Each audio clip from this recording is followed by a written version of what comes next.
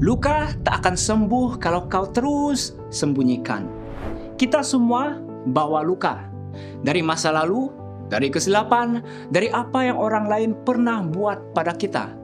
Dan naluri kita sembunyikan, berpura-pura semuanya oke, senyum depan kamera, tetapi menyembunyikan luka tidak menyembuhkannya. Ia cuma membuatkannya lebih dalam. Dia menyembuhkan orang yang patah hati dan membalut luka-luka mereka. Mazmur 147 ayat 3. Tetapi Tuhan tidak boleh sembuhkan apa yang kita tidak mau serahkan. Penyembuhan bermula bila kita berhenti menutup dan mula mengaku. Pertama, kepada Tuhan. Mungkin juga kepada seseorang yang kita percaya. Keterbukaan bukan kelemahan. Itu pintu kepada kebebasan.